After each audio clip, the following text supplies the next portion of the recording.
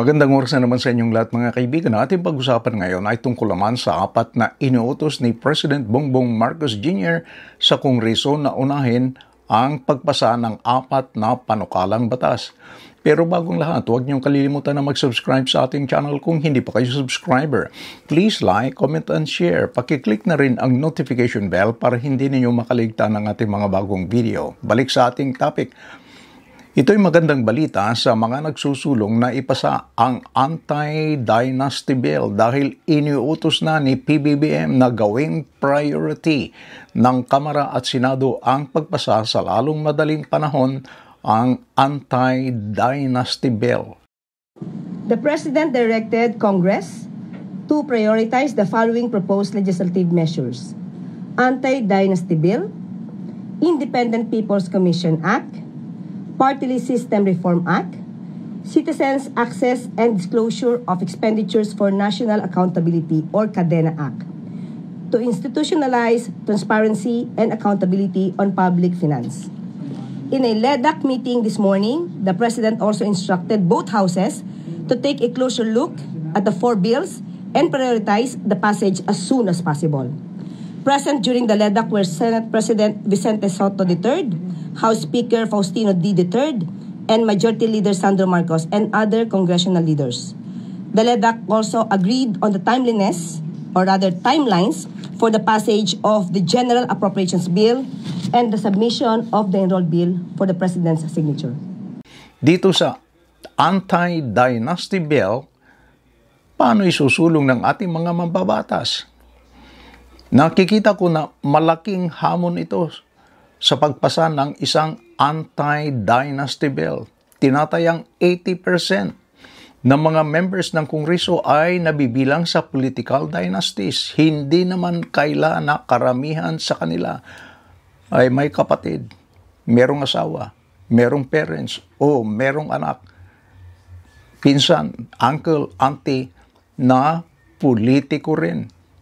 Kaya ang pangunahing kukontra ay ang mga mambabatas mismo. Sila mismo ang ayaw na maging batas ang Anti-Dynasty Bill.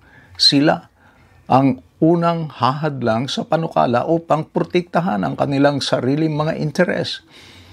Kaya walang garantisado na ipapasa ito ng ating mga mambabatas. Sa tingin ng iba, ang announcement ni PBBM ay isa lamang publicity stunt. Question nila kung tunay ang pagtutulak ng Pangulo para sa isang Anti-Dynasty Bill na gawing batas dahil makakapekto sa kanyang sariling mga kamag-anak. Meron din siyang mga kamag-anak na mga politiko at mga kaalyado. Pero gaya ng marami, isa rin ako sa mga nagnanais na wakasan na ang mga political dynasties. Dapat bigyan din natin ng access, bigyan din natin ng pagkakataon ang mga qualified individual na hindi nagmula sa mga makapangyarihang pamilya. Alam naman natin na maliit ang tsansa ng isang individual na manalo kahit na siya pa ang pinaka-qualified, na kung hindi naman siya galing sa angkan ng mga politiko, maliit ang kanyang chance na mananalo. Sa nangyayari ngayon, ang mga posisyon ay ipinapasa sa mga kamag-anak at mga public resources ay ginagamit para sa personal o pampamilyang pakinabang. Sila-sila, mga pamilya, ang may kapangyarihan. Maaring humantong ito ng walang pananagutan dahil sila-sila lang. Ang pagbubukas ng politika sa mas malawak na hanay ng mga tao, hindi lamang sa mga pamilya ng mga politiko, ito ay magbibigay daan para sa magkakaibang pananaw at maaring pagbabago at maaring magpapasigla sa ating government. Mga kaibigan, meron ba kayong pananaw sa ating tinalakay? Kung meron, please leave your comment. And please don't forget to like and subscribe. Bye-bye.